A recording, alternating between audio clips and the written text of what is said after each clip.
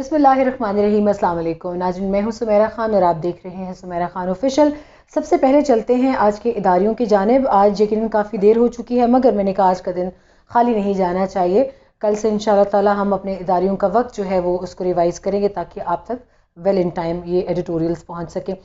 خادم رضوی، علامہ خادم رضوی رحلت فرما گئے ہیں۔ ان کا آج نماز جنازہ بھی تھا۔ ان کی وفات کے حوالے سے، ان کے دنیا سے چلے جانے کے حوالے سے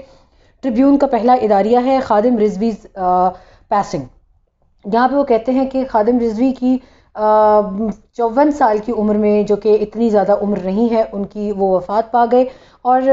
یقیناً یہ بہت سے لوگوں کے لیے ان کی جو وفات تھی وہ بہت سرپرائزنگ تھی، آل آف اے سڈن تھی، لیکن اس کے باوجود لوگوں کا یہ کہنا بھی ہے کہ وہ ویل چیئر پر تھے، بہت عرصے سے ان کی صحت بھی ٹھیک نہیں تھی، اور ٹی ایل پی کے چیف نے کافی خراب صحت کے باوجود تحریک لبیک جو ہے اس کی سربراہی کی۔ یہاں پر وہ یہ بھی کہتے ہیں کہ اس پارٹی کی جو سب سے بڑی شناخت تھی وہ تھے ان کے طاقتور مظاہرے اور پروٹیسٹ، جس کی وجہ سے انہوں نے بہت دنوں تک اسلام آباد اور راولپنڈی دونوں جڑواں شہروں کو ایک طرح سے کافی کلاگ کیے رکھا۔ کاروبار زندگی جو تھا وہ مفلوج تھا۔ جو ان کا پہلا فیض آباد کا دھرنا تھا ختم نبوت کے حوالے سے، نواز شریف صاحب کے دور میں، آپ کو یاد ہوگا، اس میں ایک ہفتے سے زیادہ دن گزر گئے تھے جب دونوں شہر جو تھے وہ مفلوج ہو گئے تھے، اور اس کا پھر ایک باضابطہ حل نکالا گیا تھا۔ اس میں آئی ایس آئی کے اوپر کافی بلیم گیم ہوا کہ شاید آئی ایس آئی نے ان کو لا کر بٹھایا۔ پھر بہت سارے اور کی پلیئرز تھے جو کہ الیجڈلی یہ کہا جاتا ہے کہ میاں نواز شریف کے کہنے پر ہی انہوں نے آئی ایس آئی کے اوپر اس طرح کی الزام تراشی کی۔ خیر یہ بہت بڑی ڈیٹیل ہے، اس میں بعد میں جاتے ہیں۔ یہاں پہ وہ کہتے ہیں کہ علامہ خادم رضوی کی جو لیگیسی ہے، ان کی جو پارٹی کو سنبھالنے کا ان کا طریقہ کار تھا اور اس کو لے کر چلنے کا جو طریقہ کار تھا، ان کی وفات کے بعد اس میں کافی خلا آ جائے گا۔ سعد رضوی ان کے جو برخوردار ہیں، صاحبزادے ہیں، ان کو نیا ٹی ایل پی چیف مقرر کر دیا گیا ہے، اور دیکھتے ہیں کہ وہ اسی طریقے سے لے کر پارٹی کو چلتے ہیں یا نہیں۔ مگر یہاں یہ بھی کہنا ہے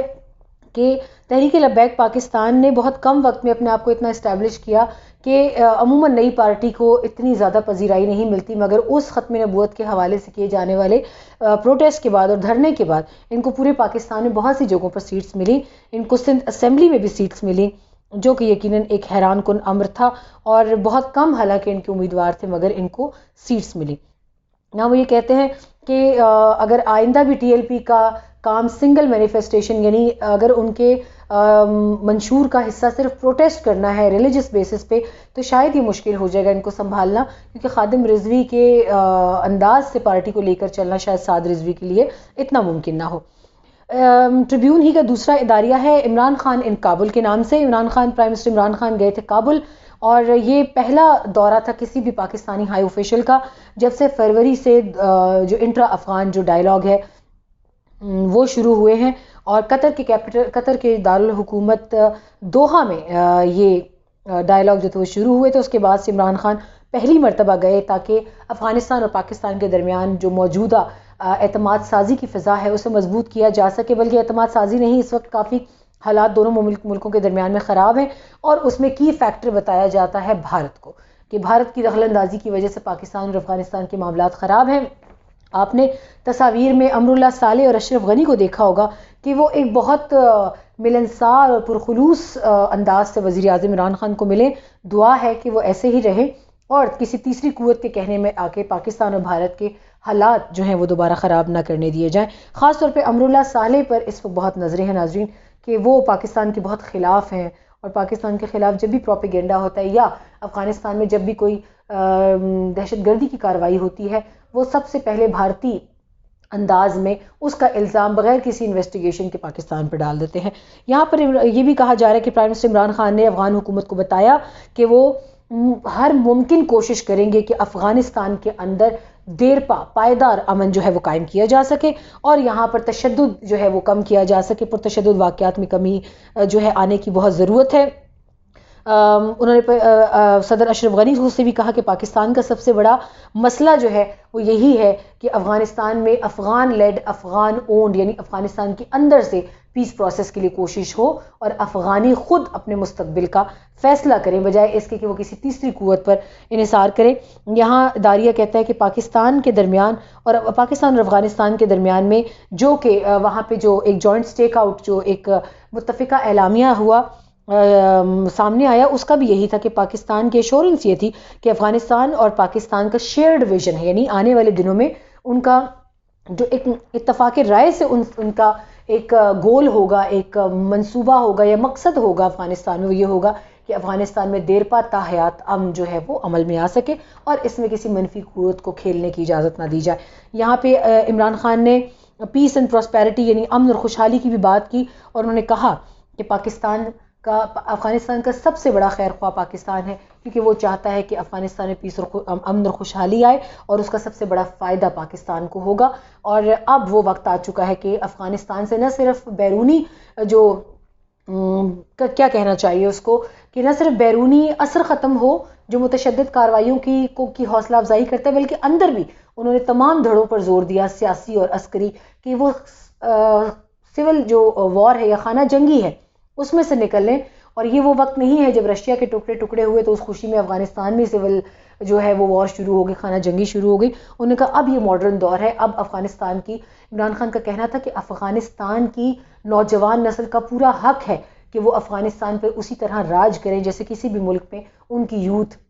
بڑی سیٹس پر آتی ہے بڑے پورٹ فولیوز پر آتی ہے اپنے ملک کی نمائندگی کرتی ہیں. یہاں پر آپ نے عمران خان کی وہ تصویر بھی دیکھی ہوگی جو وہاں کی کرکٹ ٹیم نے ان کو ایک بیٹ جو ہے وہ گفٹ دیا. یہ ایک بہت بڑا جیسچر تھا. یعنی افغانستان کی اپنی نوجوان نسل بھی یہ چاہتی ہے کہ کم از کم اس ملک کی جان اب چھٹ جائے. اگر یہاں سے امریکی جاتے ہیں تو یہاں پر امن آئے یہاں کے لوگ آپس میں نہ لڑیں اور قوت کے لیے رسا کشی نہ ہو.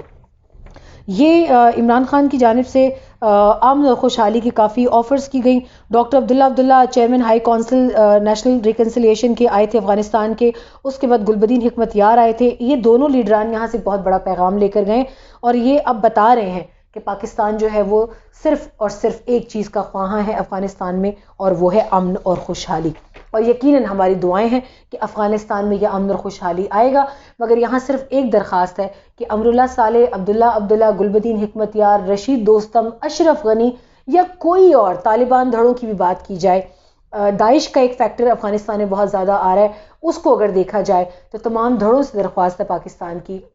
کہ مل بیٹھ کر اس کا حل نکالیں. اور اگر امن اس صورت میں آتا ہے کہ امریکی چلے جائیں یہاں سے جو کہ اب نئی جو بائیڈن جو گورنمنٹ آنے والی ہے امریکہ میں صدارتی محل میں صدارتی جو شناخت ہے اس کی وہ چینج ہونے والی ہے اور امید کرتے ہیں کہ وہ یہاں پر